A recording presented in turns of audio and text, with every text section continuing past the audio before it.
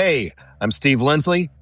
I'm a pastor, musician, a child of God, but please don't encourage this.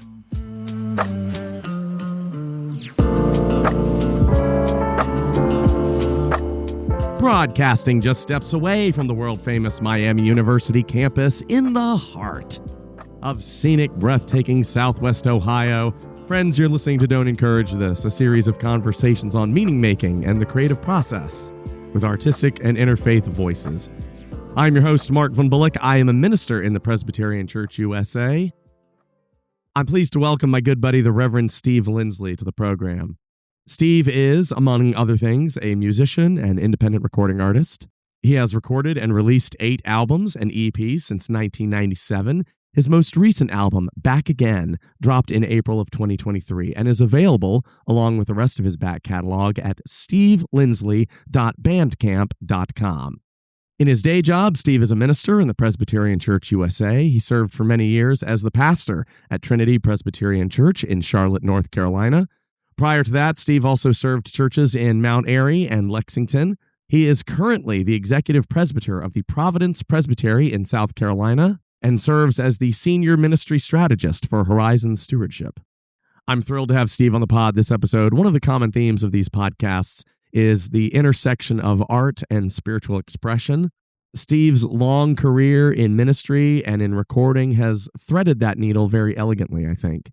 We talk a little bit about what it means to be a creative soul in the ministry and how those two sides of yourself share the balance with one another in a meaningful way. That's a topic that's long been of interest to me, and Steve brings valuable insights to the discussion. We also talk about the role of music in the church. We talk about Christian music, both good and bad, and what makes a quote-unquote good Christian song. I'm sure many of you listening may have some opinions about that. Steve shares his 2 cents, along with some humorous observations about some of the most beloved hymns in the hymnal. On a deeper level, though, the conversation is about how ultimately the church, and perhaps all faith communities, need creativity in order to thrive and not just survive. In his current life, Steve works with churches in the realm of stewardship and fundraising, which is not something that I'm particularly good at. Some of us in ministry may feel allergic to talking about fundraising, but Steve sees it as an opportunity for churches to open up their imaginations and think creatively about God's purpose for them in the community in new ways. I'm thrilled to welcome Steve Lindsley onto the podcast. Let's hop on a Zoom call and catch up with him.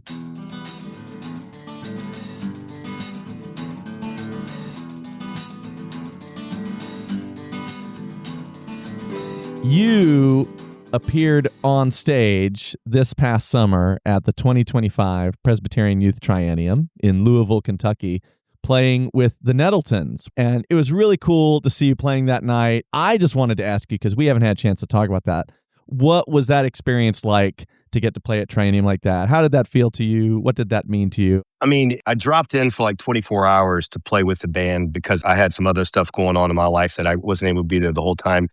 We did music for 2019. First of all, it is amazing to be part of that whole operation, 4,000 or whatever youth coming together from all over the country and some parts of the world even.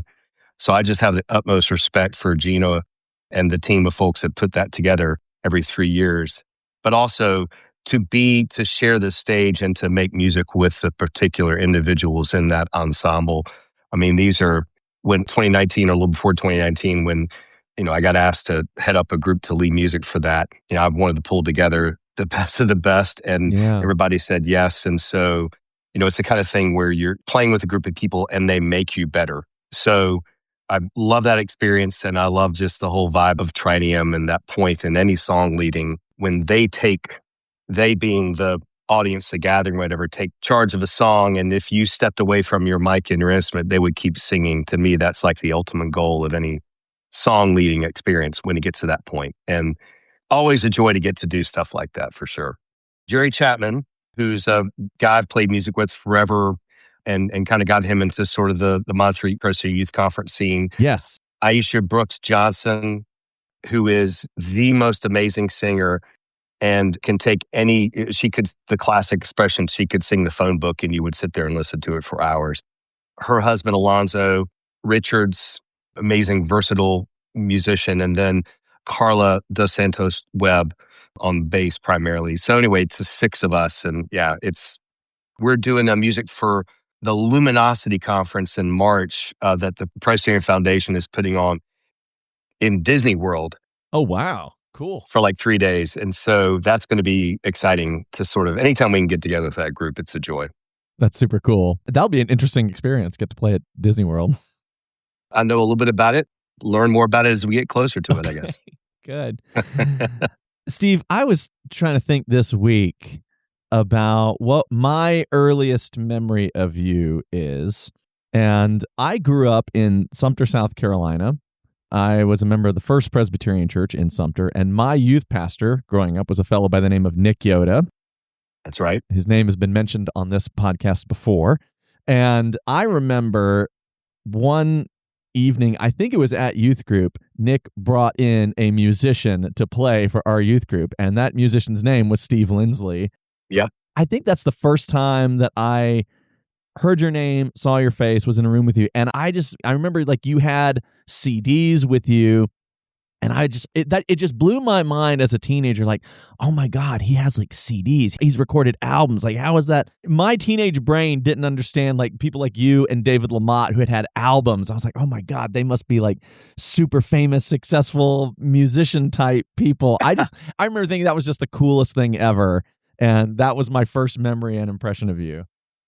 It was definitely a persona that I was kind of exploring and trying on at that time, Mark, of, and to a degree, I mean, there was a time when I was in seminary, out of seminary, my first call that I was doing music. Music has always been a part of kind of who I am, and was actively engaged in sort of this conversation of, okay, am I going to continue in ministry full time? Yeah. Or am I going to go into music full time? So things like that coming down to your church, and what I remember at the place was you had that youth house. Oh, yeah. That was, I don't know that I've ever lived in a house that nice, much less had a youth house that nice. I'm not kidding. But I remember, I always treasured experiences like that. And honestly, in the, hey, let me come play some of my own songs for you kind of a format, whatever that takes, I'm always super grateful for people that subject themselves to that. Like actually sit there and listen to you play your songs, maybe share a story about the song. I mean, I don't take that gift lightly. Sure. So yeah, I did that for a while. I found out that wasn't going to be my full-time kind of calling in life, whatever like that, but always would be and continues to be an avocation. That's so cool. I won't speak for anybody else who was there. Of course, they're not here with us, so it doesn't matter. But it really made an impression on me because experiences like that of getting to hear you play and see what you had done, it left this impression on me like, oh, this is someone who has made something. They've created something. They've created this album or these songs, and it's this tangible piece of art. That just really made an impression on me at a young age, and I just thought like, oh, that's so cool. I think that contributed to my young mind thinking about the arts in that way, if that makes any sense. Yeah. No, it does. And there's a level of vulnerability in that. And you're a pastor, like when you get up and write a sermon and preach it. Yeah. That's a vulnerable experience. Anytime that you create something and then you share it with others. When it came to the music part, I will say that always has been something that I've wrestled with of doing that, or even in the songwriting process. I mean, I can't tell you probably hundreds of songs that never came to be because, I'd be sitting down at my piano or my guitar and just, coming up with something and humming along, and then immediately like discount it and go, that's nothing, and toss it away, and it's gone. Yeah. Right? When anyone sort of sees that through and puts something out in the world, I appreciate hearing from you that as the receiver of that, you appreciate the gift that is. And also, as I was alluding to before, it's a gift for people to subject themselves to that. There's something in the giving and receiving. We both are giving and both are receiving at the same time when it comes to experiencing, like you said, art that way, creation. Well, when you came and played for our youth group, I remember I bought one of your CDs, and my recollection is that right around that time, you had done 2 albums. I think the first one's called Among the Weeds and Wheat. Somewhere in the life that I lead, dark and light, and hope and peace will meet among the weeds and among the weed. to live in this blessed world. Which I did not realize as a teenager. That's a biblical reference. That is true. I was in seminary at the time, Yes. Felt like I had to do that. Teenage Mark didn't put two and two together, but I remember being in seminary. I went to Columbia Seminary, and we were in some New Testament class or something, and we got to that passage, and we read it, and I was like, oh my God, that was Steve's album. And I was like, that's what he was, okay. That's awesome. A little slow on the pickup there, but that's fine. And then you had another album, I think, around that time called While I'm Here. And I was really curious, what were those experiences like putting those albums together? I would love to hear the story behind those two, that early season of recording music. Yeah, Among the Weeds and Wheat, I did early seminary, my last year in seminary. Actually, during the jam term, I was past failing a single class. So I had a ton of time on my hands. I wasn't having to study. And I found, I don't know who turned me on to this guy, but it was some basement studio in his house. And I, had some songs piled up over the years, and I'd always thought maybe someday I'll do an album. And so that was kind of me diving in and doing that. And honestly, learning as I think anyone does the first time they go into the studio to record a project, learning on the fly. And there are some things that I look back on that album and I'm proud of and I feel good about. And there are a number of things that I'm like, I'm kind of cringing. The production was not great. There's some tracks, recording vocal tracks especially, that I was like, I might have done that differently. But that's part of the process. That's part of the experience, right? And so I'm grateful for that. While I'm Here, I did probably a couple years into my first call. And that really was, I went into that, again, had some songs I wanted to do. I knew a little more this time about the kind of person I wanted to work with. I did my homework. I didn't just sort of find a guy and, he's got a basement studio. Great. I did my homework on this person. I did a better job of calling in. The guy I recorded with was an amazing instrumentalist. So he did a lot of the instruments that I didn't do. But I also reached out to a couple people and took a little more care in doing that than I may have done the first time to really get some good performers and instrumentalists. Also, that album was really, as I was alluding to earlier, that was really, I remember going into that or kind of after it, sort of saying, okay, we're going to see how this album is received. If it exceeds how kind of Among the Weeds was received, then maybe I'm going to at some point transition into music full time. Yeah, if not, sure. Then ministry is going to be great. And it did not sell as many copies back in the days of CDs, right? I think it was definitely with Among the Weeds and Wheat, sort of Steve's first album kind of a deal that everybody kind of got psyched about. And the second time around, maybe not as much. But I'm still proud of both of those projects.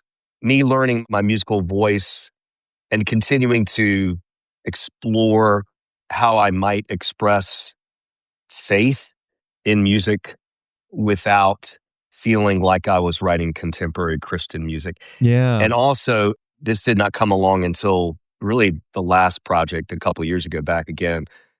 But me being comfortable with the idea that just because I am a person of faith and because I am a pastor, that I don't have to write faith-based songs all the time. Sure. I can have some fun. I can diverge a little bit. That's okay. Lightning's not going to strike. Those two projects were sort of the beginning of that musical journey, I would say. And I will not back down.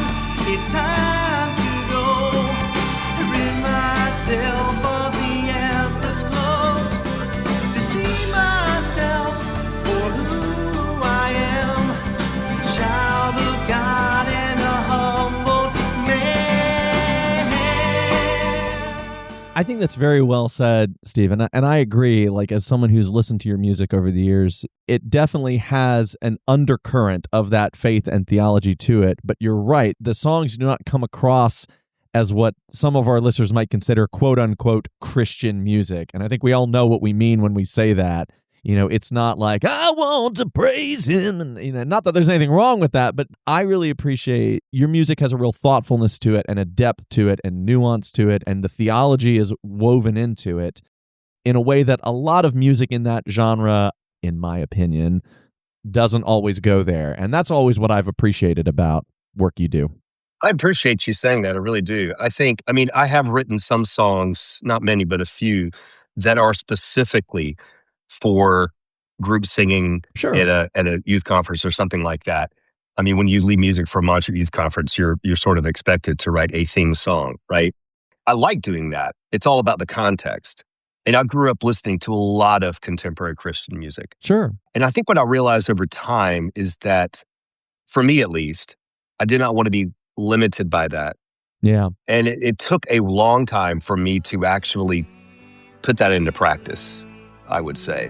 In faith, hope, the greatest of these is love. Oh, faith, hope, the greatest of these is love. Oh, faith and hope, the greatest of these is love. I think faith is going to be at the heart of every song that I write. What I'm letting go of now is the thing I place on myself that I don't need to place on myself, which is I need to make it somewhat obvious, even though not super obvious. There are a couple songs on the latest album that are just fun songs and don't really have anything to do with faith, but they might at some really, really deep level because it's who I am. And it's all part of the human experience. It's all part of the human experience. Exactly. But Steve, even the songs that you've written that are made specifically for like worship settings, I do think have a lot of depth and nuance to them. And I also hasten to say that if folks who've been to big Presbyterian conferences like the Montreat Youth Conferences and things like that, a lot of the songs that are made for those kind of conferences, in my opinion, have that kind of depth and nuance. If you go to any Montreat Youth Conference, whether you wrote the song or whether somebody else did, there's typically a lot of thoughtfulness and biblical depth to it and not the sort of theological superficiality that we hear on the radio a lot, or again, in my opinion. So I just wanted to hasten to add, even on those songs that you've done, I think that still comes through.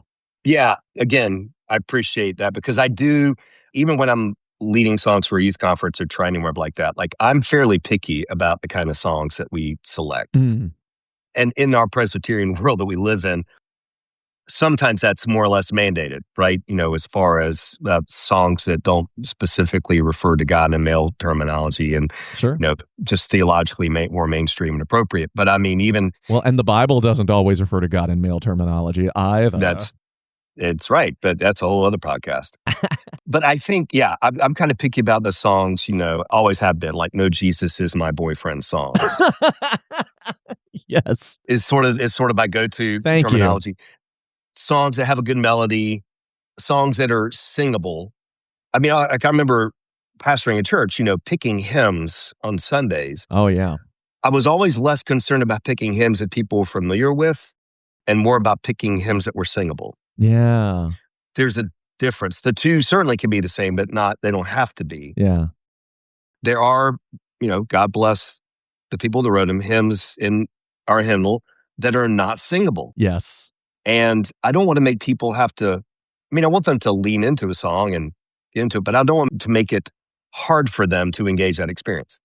Similar concept in song leading at a youth conference, something like that. Accessible, because we get a little window of time, typically the musician does. We don't need to spend a whole bunch of time teaching, but we also want to set people up for quote unquote success. So anyway, good songs, theologically appropriate, No Jesus Is My Boyfriend songs. And honestly, songs that, like I was mentioning before, put the audience in the position where eventually, if I step back from the mic and stop playing guitar or piano, they could keep singing and the song would carry on. Yeah. And there actually are times when we've led music or I've led music where I've done that, usually not the first day, but later on in the week where I step back and I get such joy out of that experience. There's a fine balance in song leading of you being on stage and being seen and being up front and being present, but you not being the focus of the center of the experience. Sure. That's true in preaching as well, I think. 100%. Now, I was laughing a little earlier because when you talked about, picking hymns that are singable, I'm not a music guy. I'm not a song guy. I don't know any music theory. I don't understand any of that stuff. But any preacher who has led worship knows that there are certain hymns that, like, you can just tell when the congregation is feeling it and they're singing it. And then there's other ones where they're looking at the music and they're just kind of like, we don't know this one. We don't know how to sing it. You can hear it. You can hear it when it's not quite there. I think a great example of that to one degree is sort of the unofficial Presbyterian anthem, Here I Am, Lord. Yes. Because the melody is spot on. Yeah. Everything about that song melodically, the chorus, the verses is great. That's one of my favorite hymns, by the way, in the hymnal for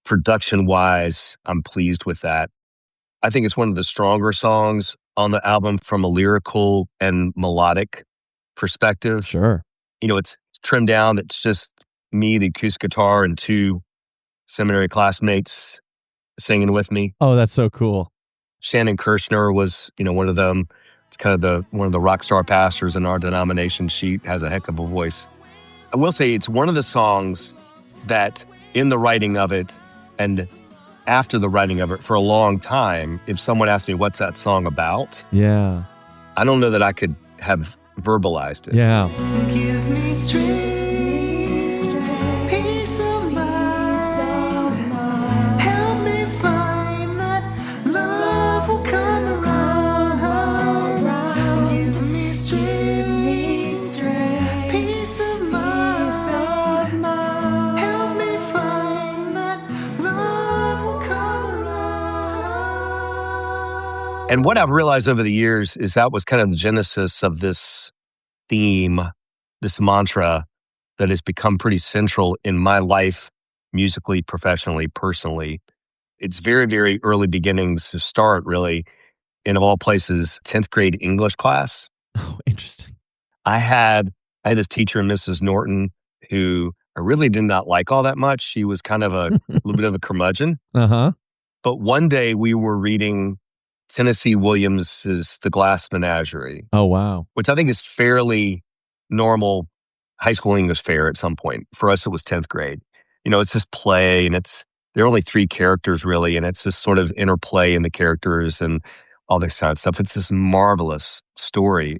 We were having a conversation about it as a class, and Mrs. Norton said something that I really honestly think has been one of the greater learnings that I have in any school that I've done, including seminary and doctoral stuff. She said, she dropped this little gem, Mark. She said, every person that you come into contact with in your life, no matter for how long a time or how short a time, every person becomes a part of who you are. Oh, wow. That's beautiful. Again, from a teacher that I really didn't care much about, that just that just stayed with me. It's so true, too. Yeah, well, the line, everyone's a part of us, has made an appearance in a couple of songs. That phrase is tattooed on my inner left arm. Oh, nice. And I would say that prayer was the first time that I explored that theme musically.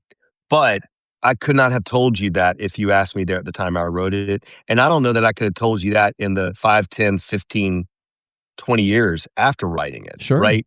But over time, I look back on prayer and I see elements in that song lyrically of everyone's a part of us. Yeah, yeah.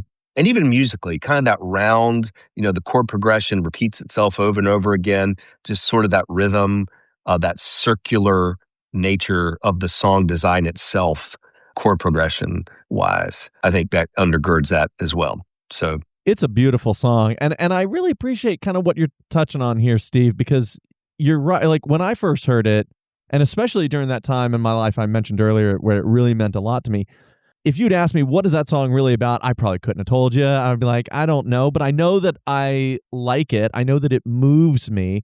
And there's just something spiritual about it in an almost abstract kind of a way.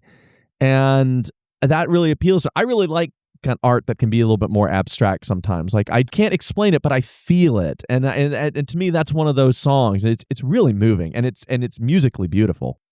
Well, I appreciate you saying that. And I think it's an example of a song that I did not write much of for a long time because I would oftentimes go into a song thinking that I needed to have a pretty clear idea about what it was about.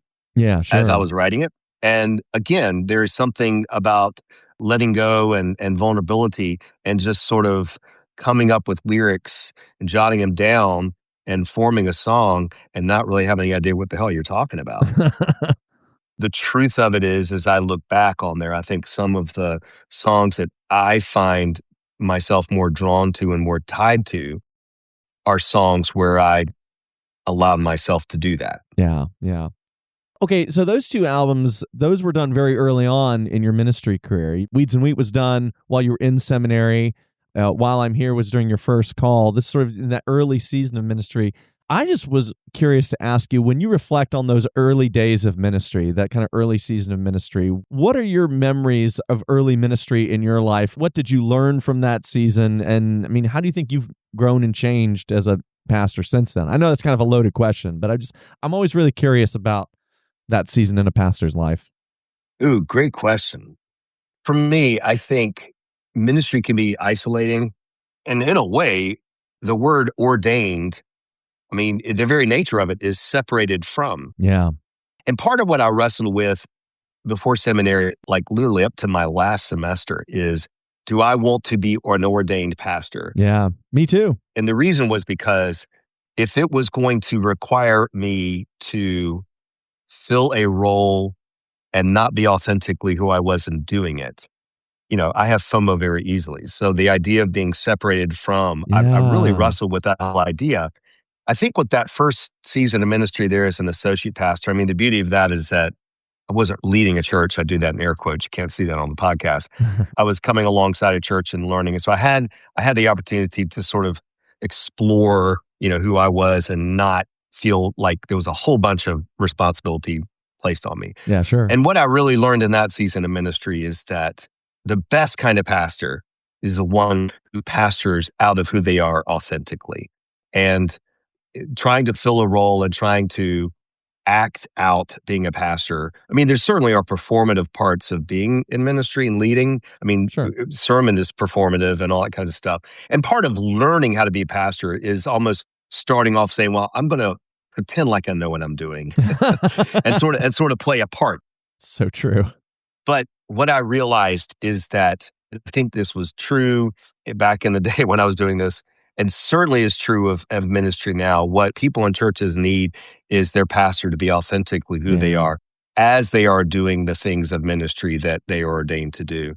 And, like a vivid memory I have of this is I was an associate pastor. I went over to have lunch one day after church with family I was connected with. They had 3 kids. 2 of them were like in middle school. They were twins. The other one was like in early high school. Anyway, I grew up without lunch. They had a trampoline in their backyard. Okay. I grew up jumping on trampolines, a neighbor down the street from me. So I was like, can I jump on a trampoline? Sure. So I went outside and jumped on the trampoline. I'm jumping I don't have my suit on. I've taken my dress shoes off, but I've taken my coat off. I've got my tie on, maybe loosened, and I'm jumping in there in my suit. They snapped a picture of it because they thought it was so awesome or funny or whatever. It ended up going up on the church bulletin board under some kind of, I don't know, where people post pictures of church members doing, fun things like the art news articles about so-and-so getting this accolade, whatever like that. And at first I was like mortified, like, oh my gosh, they're, they're one of their pastors on the trampoline. But it actually, I think, undergirded the whole thing of I can be myself and be in ministry and be authentically who I am. And that's actually when I'm being the best pastor I can be.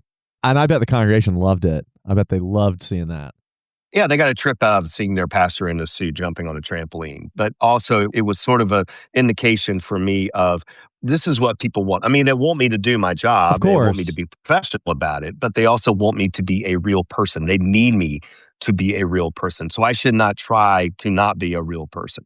And I think that was probably the greatest learning I had that really paved the way for everything else I did in ministry. And even now, continuing to pave the way for the work I'm doing professionally in other avenues as well. I love that story, man. That's so cool. I think it's really important for a congregation to learn at some point. It's a balance, but to understand that the pastor is also a human being. Because the congregation, especially when they get a new pastor, whether they say this out loud or not, one of the questions they're wondering is, am I going to be able to relate to this person? This is someone who I may potentially be going to for spiritual advice. When grandma dies, who's going to visit me in the hospital, is this going to be someone that I connect with? And that moment when they realize, okay, this person's cool, like you said, it helps pave the way for a lot of the other pastoral work. Now, you still have to be professional and healthy boundaries and do the things that a minister does. You can't not do those things. But yeah, I love that. That's a great story. Yeah. It's fun. I can't jump on trampolines anymore. Well, tried it one time a few years ago, and I felt it after. So, but anyway. Oh. So you've been in ministry for a while, and in 2010, I want to say, you had the opportunity to take a sabbatical. And now, according to my extensive dossier of research here, that sabbatical period was followed by 2 records. There was an album, or I think maybe like a shorter EP, called Hands and Feet and Stuff. I can remember when that came out. And followed by Let Go, which is an album, I think that came out the following year. Is that right? Yeah, Hands, Feet, and Stuff came out before the sabbatical. It wasn't really tied to it. I was writing a song for Massanetta Middle School Conference. I was leading music for it. And I think I just decided I'd like to take this song into the studio and have some fun with it. Yeah. And that led to me saying, well, there's a couple other songs I've written for retreats. So let me record those 2. Worked with a guy in Winston-Salem, actually a fraternity brother of mine, who's a full-time musician and has a really cool studio. That kind of came about of just, I think the desire there was just for me to sort of physically capture that sort of season, if you will. I did the sabbatical. It was a Lilly endowment funded sabbatical, so I was able to do some. And I had a focus. You have to have a focus for it if you're going to get the Lilly grant, and it was a music focus. And some of the things I did was, I was able to purchase some new equipment. Upright bass was one. Nice. Some other kinds of things. I rented a space in town. I was in the small town Mount Airy, and I rented a little upstairs kind of area where I put all my music stuff and just would go there during the day and just jam and mess around. And out of that came songs. And one of the reasons I was intentional about that, because over the years, particularly when I became a solo pastor preaching every week, I found for me that the creative muse got exhausted in my weekly preaching. Yes. Which I loved doing. I loved weekly preaching. It impacted, I would say that plus kids impacted my ability to really focus and dive into the songwriting stuff.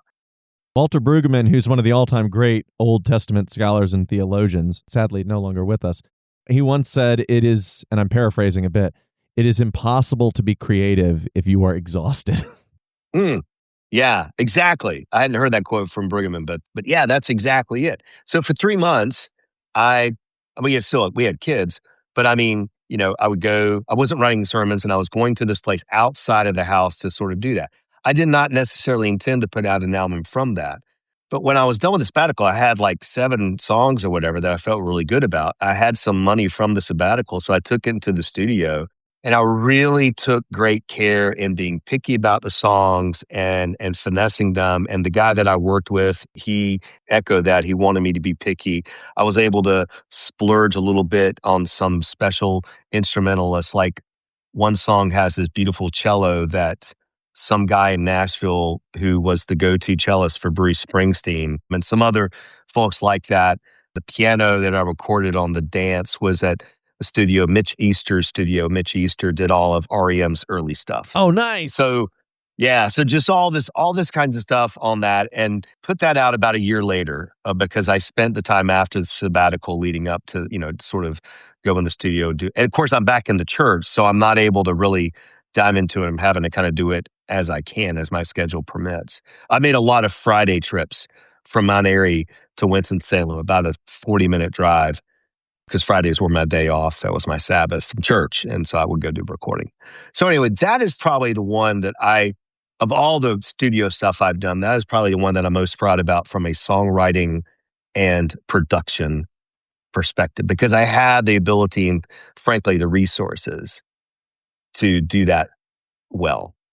Let Go was released. You said I think this is either from the liner notes of that album or this was something that you wrote. This is the album I've wanted to make all my life. Let Go is the most honest and authentic project I've created, musically, sonically, lyrically. You know those CDs, liner notes that tell you not to make copies of the CD and give it to others? This is not one of those. In fact, I want you to make copies. I'm begging you to make copies. I want you to make them and give them out to everyone you know, your best friend, your next door neighbor, your grandma, the guy who sits next to you on the subway every day.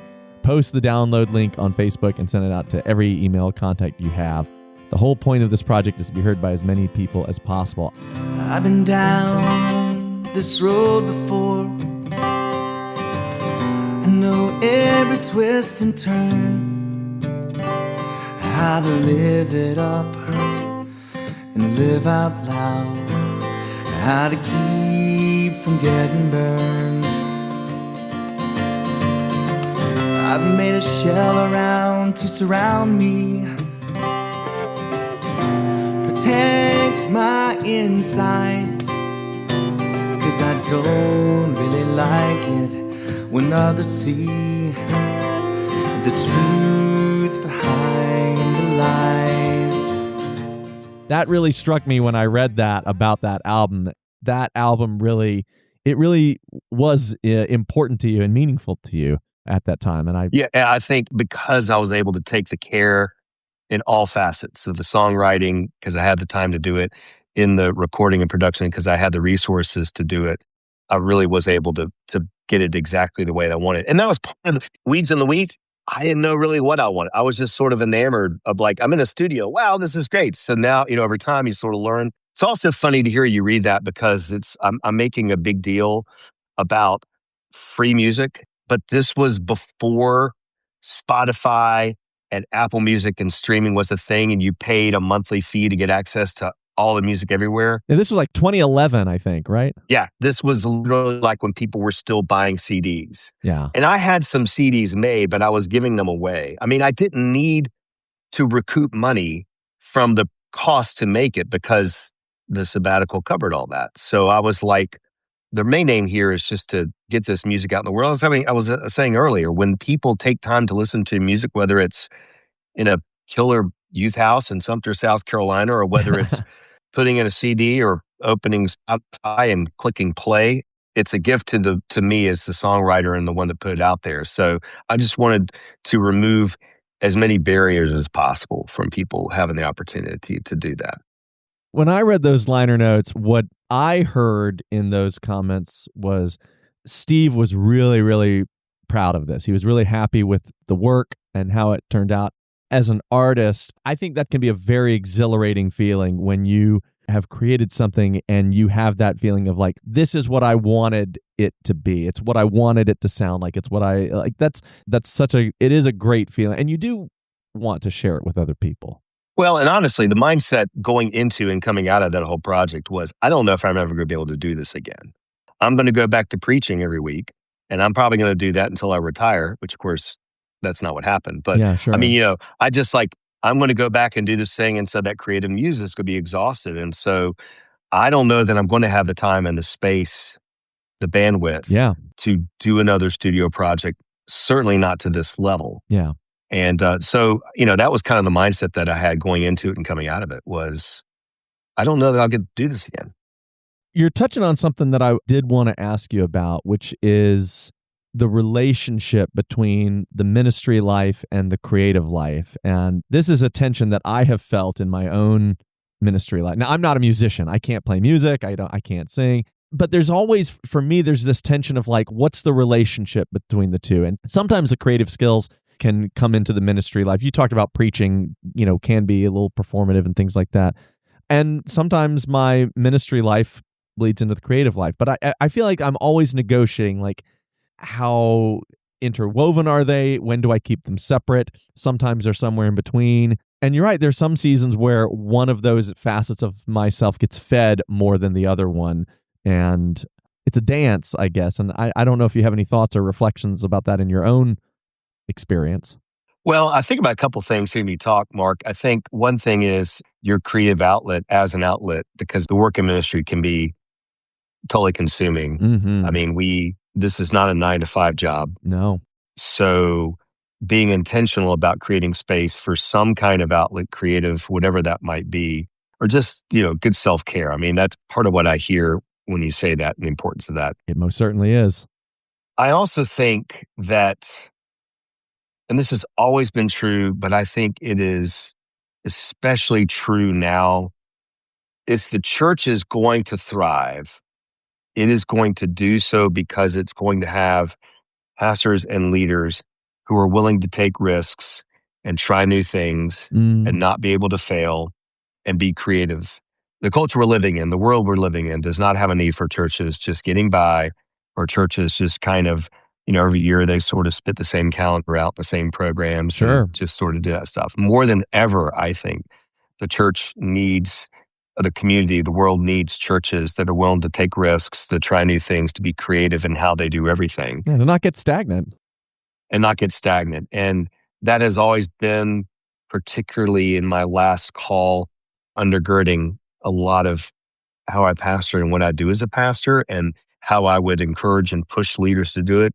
It's what I'm doing now in my current roles as EP and with Horizons Stewardship. So I think that may not be exactly kind of where your head was going about the balance of music and creativity, but I think creativity needs to feed ministry, because it has to, in order for the church to, I don't want to say survive, because I am not, and I told my congregation this when I was pastoring, and I tell congregations this still, I'm not interested in churches or the church surviving. Yeah, sure. I'm interested in churches / the church thriving.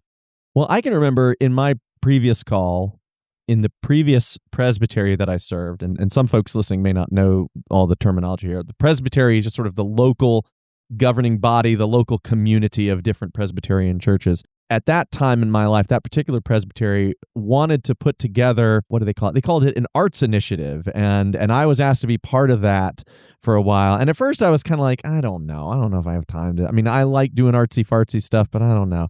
And so I was kind of hesitant about it. But then the way that they had pitched it was, they said, we are aware that there are people in our churches, whether they are pastors or elders, who have creative passions. And that could be music, or it could be photography, or it could be dance, or it could be, painting, whatever it is, that they have these passions and they just don't have the time or the energy, or there's some other obstacle getting in the way.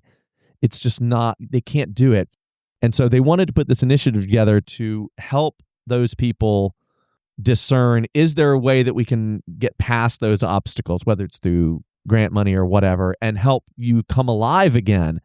And when it was pitched like that, I thought that sounds so valuable, because that will benefit everybody in the church. It benefits the pastors, but also it benefits the people in the congregation, because we want the church, like you said very well, the churches should be thriving and creative and being vibrant and taking chances in the community in ways that are going to not just help the congregation thrive, but help the larger community thrive. So yeah, no, I'm tracking 100% with kind of the larger point you're making. I think it's a really good one.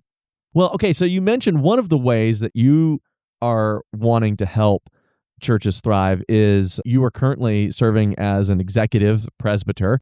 You're also doing this work with Horizons Stewardship, and I was wondering if you could talk a little bit about that work and how that's helping come alongside churches.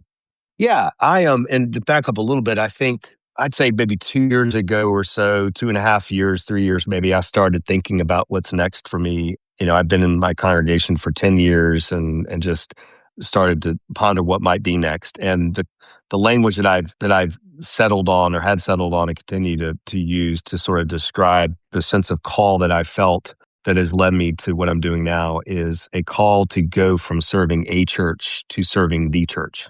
And that has manifested itself in two ways. One of which is I am a half-time executive presbyter for Providence Presbytery, which is this wonderful small little presbytery in South Carolina, right below Charlotte, North Carolina, where I live. And so I'm doing the general EP work of supporting pastors and congregations. And, it's what I like about executive presbyter work so far is, I'm not the Pope. I can't decree anything. Yeah. Right? It's all about relationships and resourcing, and just especially supporting our pastors, because ministry is hard enough. And then trying to lead a congregation in this siloed, divided, politically charged atmosphere that we're all living in is just, it is, and doing it faithfully, right, is a huge, huge challenge. You know this. And so I want to know that the pastors to know that I've got, I'm supporting them and got that. So that's kind of part of what my professional life entails. The other part, and the part that the EP work I'm doing is a 3-year contract. The work with Horizons Stewardship is something that I'm building out, and I want to move into that full time in a couple of years until I retire. And that Horizons Stewardship is a national organization. We've got 35 people like me around the country. We work with all churches, all denominations, all locations, rural, urban, small, big, large, whatever, on the brass tacks are things like helping churches with capital campaigns, Sure. annual stewardship, planned giving. But what has drawn me to this organization and to this work is really fundamentally helping churches create cultures of generosity.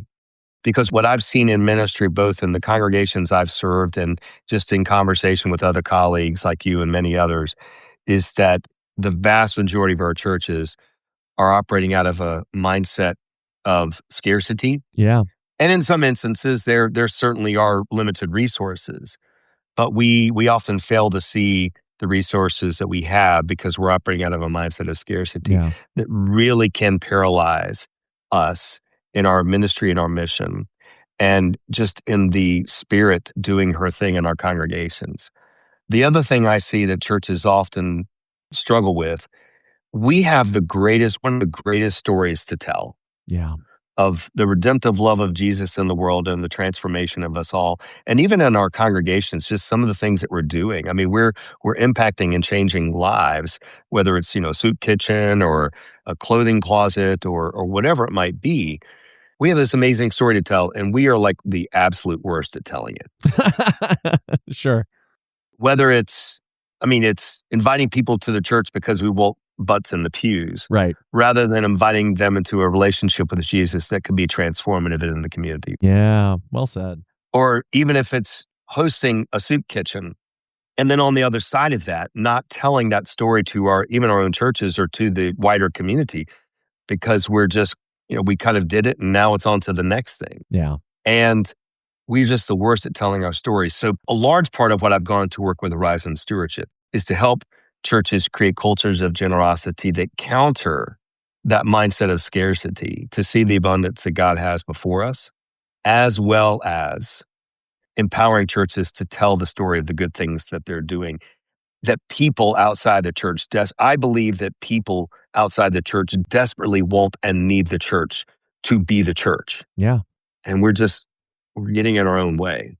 And so to me, I know how to help a church fundraise and I know how to do all that stuff, but the wider picture is making it a spiritual experience that can be empowering and transformative for a congregation beyond just the dollars and cents of it. And Mark, some of that has bled over into work that I'm sort of a new focus that Horizons is wanting to do more of, that I had a lot of experience of in my last call, which is what we're loosely calling for now asset stewardship. Okay. And so this, a lot of our mainline churches have buildings and a campus that far exceed their need. Yes. Oh, yes. I know what you mean. Or ability to financially support. It becomes a budget drain. I mean, my most recent call, lovely congregation here in Charlotte, I would always describe accurately as a 400-member church in a 1,500-member facility. Yep. And the math of that does not add up. Nope. So the kind of work that I did there and the kind of work that I'm doing with churches in different places with Horizons is coming alongside congregations and helping them answer two core questions. Number one, how do we better utilize our campus and facilities and buildings to draw people in, draw the community, and build community partnerships so that our facility we're being good stewards of our facility beyond just a couple of hours on Sunday morning. And we're building partnerships and trust in the community in doing that. And then second, how do we do all of this in a way that creates new revenue streams for the church?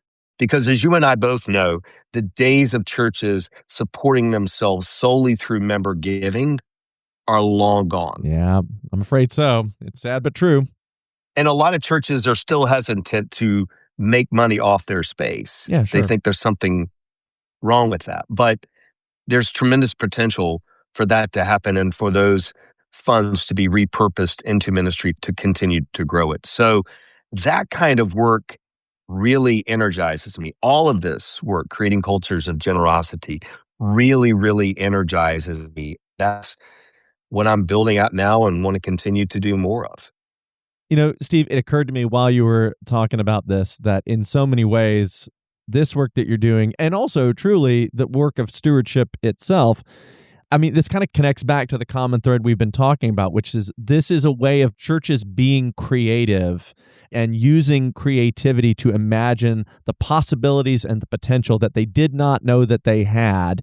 And sometimes it is because maybe the congregation has become a little tired or a little exhausted, or we've been doing it the way we've always done it because that's how we've always done it. And as we've already said, it's hard to be creative and see potential when you're in that headspace. And I really appreciate this work of helping congregations rediscover that creativity to realize, no, we can use this space in new ways. We can do stewardship in new ways, and that can help reinvigorate the work and the ministry of the church. Yeah, I would agree with that. And I think this is part of the larger experience of what churches in North America have felt sort of in the past 50 years of the decentralizing of church in society. There was a time, the church that you and I grew up in, Mark, where pastor opened the door on Sunday morning and the place filled up. Yep. Everybody just came. Sure. Pass their offering plate or whatever. You've got all the money you need. Yep. All the resources that you need. The larger change in our society that has sort of decentralized church, people have many other things to do on a Sunday morning. Yeah. And they have many other places to give their hard-earned money who do a much better job of telling their story and putting potential donors in a good position to get it. True. All of this, beyond just the money aspect of it, this transition, this change that has happened in our culture that has impacted churches, a lot of people within churches and the church see as a bad thing. I tend to see it as a challenge and really more of an opportunity that because of this wider cultural change that we've experienced over the past half century, it's actually forcing the church to be the church. Yeah, I agree. It's nice when you can fling open the doors and people just show up, but it also means something when the church has to actively think about how to reach out and how to engage people, not so just they can become members and give, but so that they can be part of the transforming body of Christ. I think it's helpful to get beyond just passing the offer plate, knowing money's going to show up, or just you have 4 weeks in October and now it's time to turn your pledge card because that's what you do. It's your duty. And what we learn, it's really interesting in some of the stuff with Horizons Stewardship, there's an older generation, by and large, it's the older generation that gives to the church out of duty. Yeah, sure. But the younger generations of our churches today, that's not what entices them to give and give generously. What entices them to give and give generously to the church or any organization is they have a story to tell and they are showing how they are making an impact, and they are drawing a direct line between any gifts that they receive and how that impacts lives.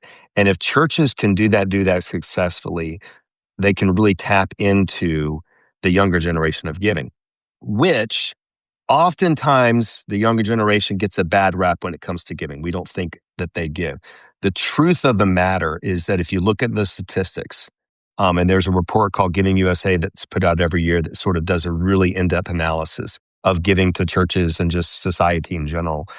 They actually, the most recent report showed double-digit increase in benevolent giving. Whoa. Among millennials and Gen Z. Whoa.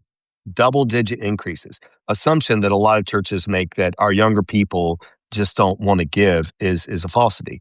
The issue is that they don't want to give to the church because the church is not doing what I said before about making the case for support and showing how their dollars will impact the lives of other people. Yeah. If the churches can do a better job of not just doing that, but really communicating that, I think they could see a resurgence in giving from the younger generations and broader engagement from the younger generations, which is what a lot of churches are missing and wishing for these days.